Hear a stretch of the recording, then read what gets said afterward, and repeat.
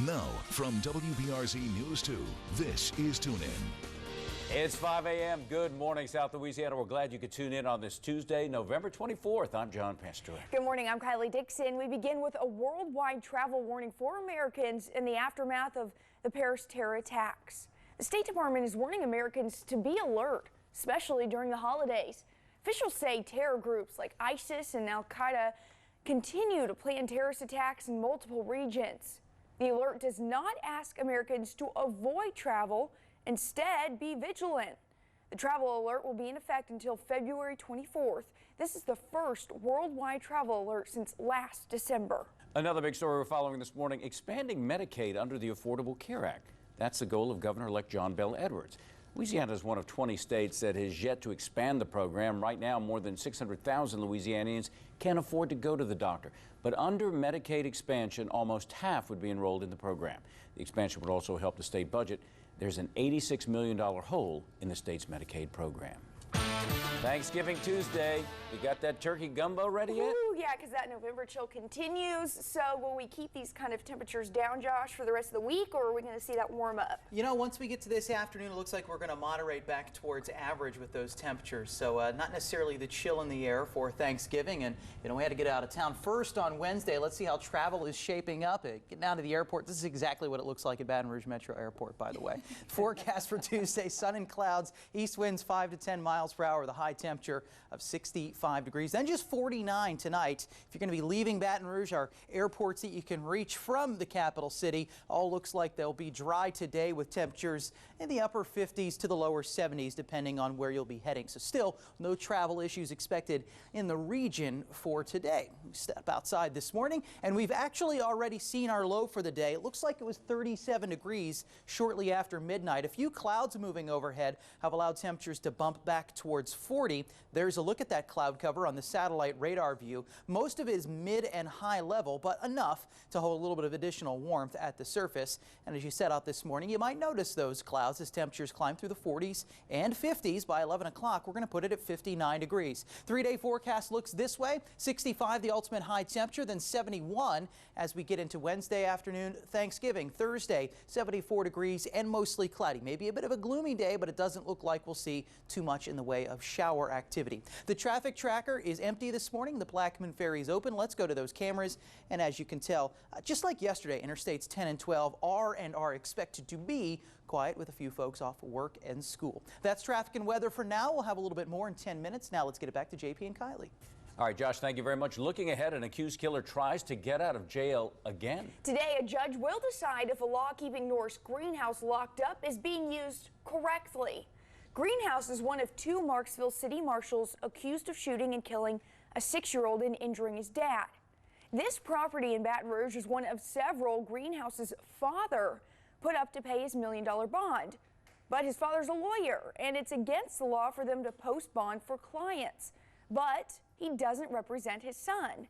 Greenhouse is charged with shooting and killing Jeremy Mardis and critically injuring his father, Chris Few. The investigation continues into the events leading up to the shooting. The other marshal, Derek Stafford, is still locked up. Monday turned out to be busy for law enforcement in East Baton Rouge Parish, with crime scenes scattered across the parish. Investigations underway into 3 shootings, 1 deadly. First happened early Monday morning near the intersection of Lark and Wilbur. 29-year-old man went to the hospital with injuries. Baton Rouge police are still looking into the details of this one. Later in the afternoon, a man was shot on Springfield Road in Baton Rouge. He later died at the local hospital. Sheriff's investigators were called to investigate. Sources tell News 2 the victim was identified using his fingerprints, and he had an extensive criminal history. So far, they haven't told us of a suspect or motive in this case. Another shooting led police to an apartment complex off College Drive. Police say an argument between roommates ended in gunfire. 18-year-old was taken to the hospital with non-life-threatening injuries. This shooting remains under investigation, but we did see another man put in the back of a police car. Still no arrest in a park shooting in New Orleans where 17 people, including children, were hurt. 11 of the victims are under 21. Most are out of the hospital, but 1 may not walk again. Police in New Orleans, Mayor Mitchell Andrew, are frustrated that no one's come forward with information to get the shooters off the streets.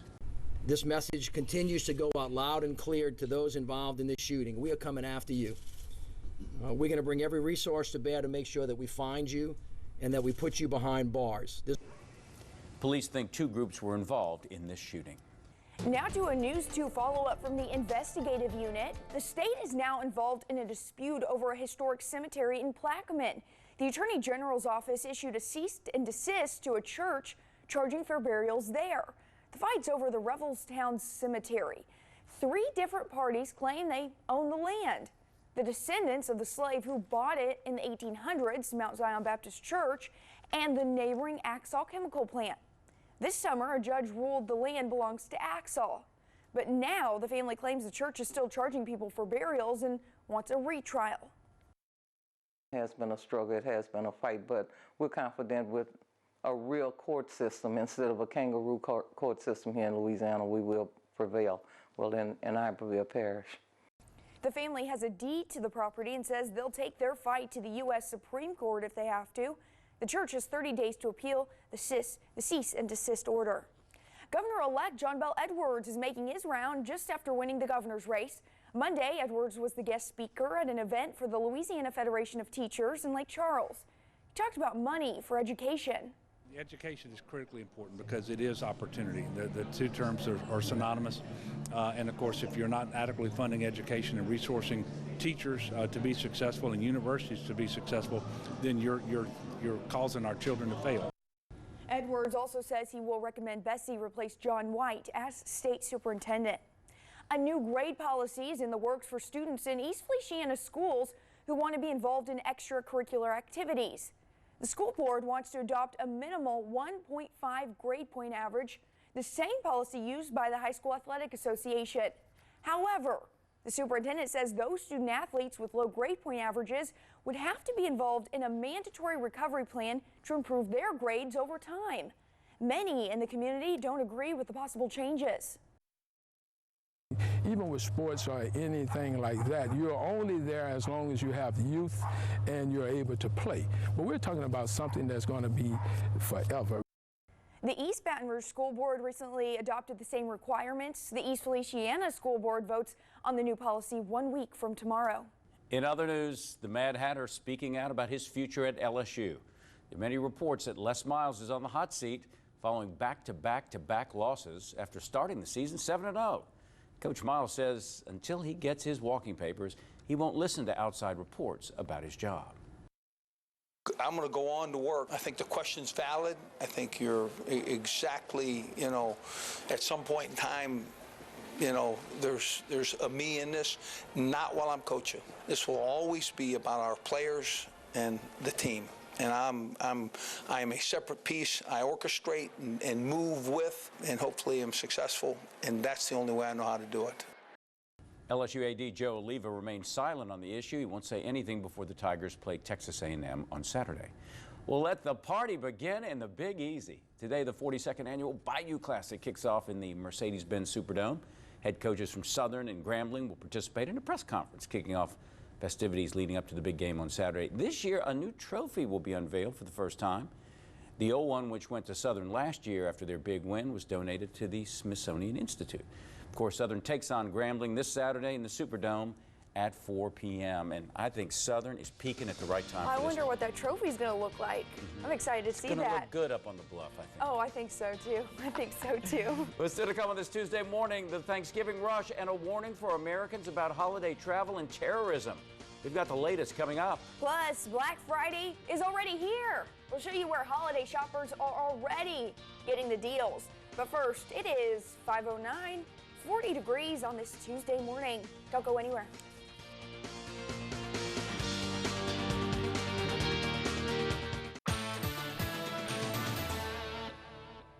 Welcome back to Tune In on this Tuesday morning. We're looking into the tropics with just 6 days left in hurricane season 2015. And one of the roadways, traffic trackers empty, Plaquemine Ferry is open, and the interstate's looking open as well. No problems on 10 or 12. That's your traffic and weather for now. Coming back with your complete 7-day forecast in 10 minutes. JP, back over to you. Hey, Josh, thank you very much. Time now to tune into Money News and a message to people flying home for the holidays. Expect some long wait times. A record number of flyers are expected to bring long lines to airports all across the country this year. Increased security after the Paris attacks will also add to the delays. Mary Maloney has more. Millions of passengers will be packing onto planes to kick off the holiday travel season. From now until December 1st, an estimated 25 million people will fly on U.S. airlines. That's 3% more than last year. This as airports around the country remain on high alert. TSA has to be a lot more thorough now because of all these concerns. It's pretty simple mathematics. In the end, it's going to take more time to screen each person, and that is going to add up to longer lines. Not only are there more travelers, but there could be less staff. TSA's full-time airport security staffing levels have steadily decreased due to a shrinking budget. Travelers should expect longer wait times as TSA spends more time inspecting passengers and luggage. Expect random checks and hand swabs to test for explosive residue and additional random checks at the gate. Even pre-check passengers may be required to remove their shoes and laptops. Airlines say a good rule of thumb, arrive at the airport 2 hours before your flight is scheduled to take off. Now, especially with the new security concerns, you're really more than ever going to want to get to the airport early. For Consumer Watch, I'm Mary Maloney. Well, you might also be paying a little more for your Thanksgiving dinner. Turkey prices shot up after an outbreak of avian flu killed millions of birds. The price of a 6-pound turkey is up some 6%. Overall, the average cost of dinner for 10 people is just over $50, the first time it's ever been that high. That meal includes 12 typical items like, sweet potatoes, rolls, stuffing, and pumpkin pie, of course. Shoppers are hoping to cancel out the high turkey prices by finding some hot deals on Black Friday. And this year, people are lining up outside of stores earlier than ever. Stores are slashing prices on everything from flat screens to laptops. Most retailers will open their doors as soon as the holiday meal is over, but some places aren't even waiting that long.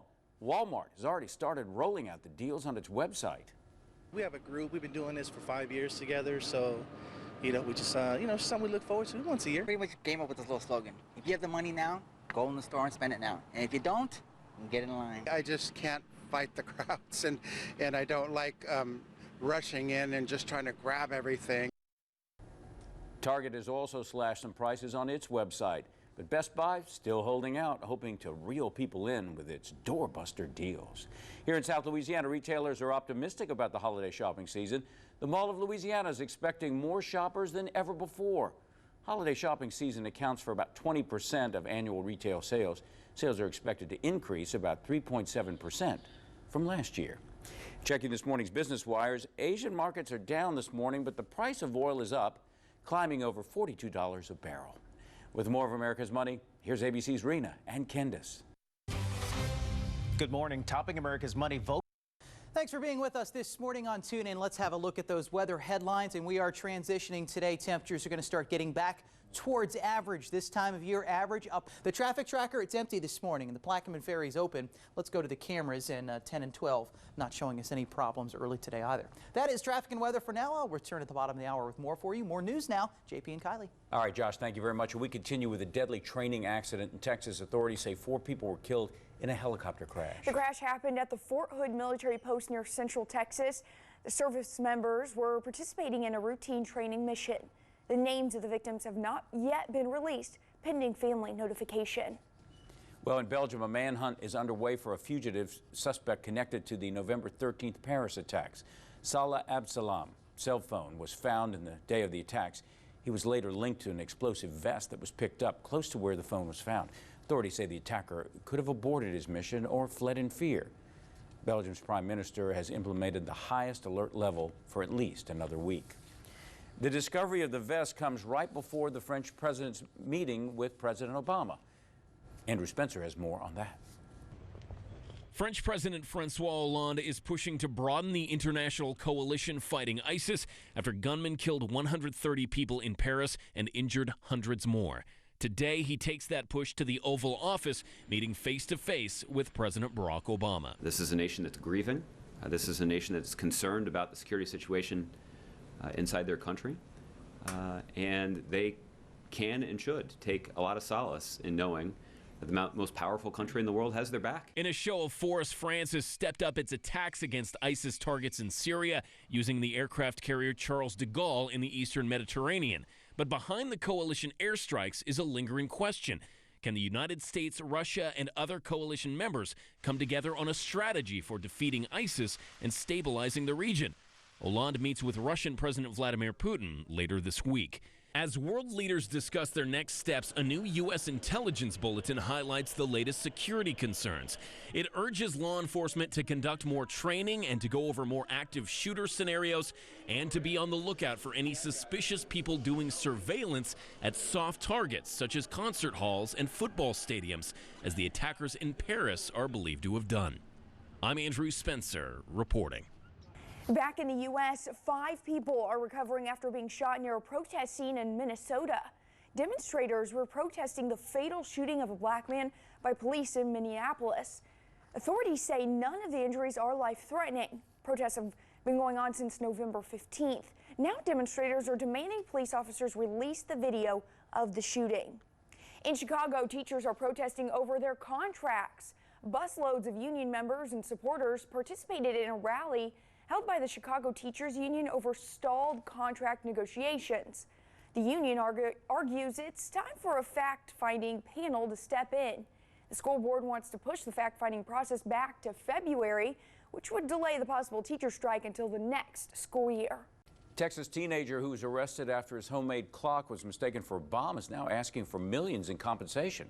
Ahmed Mohammed's family is asking for $15 million, as well as written apologies from the school district, mayor, and police chief. Family claims to have suffered physical and mental anguish because of the ordeal. Since the incident, the family has left the U.S. Still to come on this Tuesday morning, the talk of sports radio and ESPN yesterday, the Mad Hatter on the Tabasco seat. Well, Les Miles is going to address reports about his future coming up in sports. That's in the next half hour. You know what else we were talking about yesterday? A celebrity was in town. And really? Some people spotted him. So we have some video and some pictures of Say him. we're going cruising? We're going Tom cruising. All right, we will be back. It's 5:27.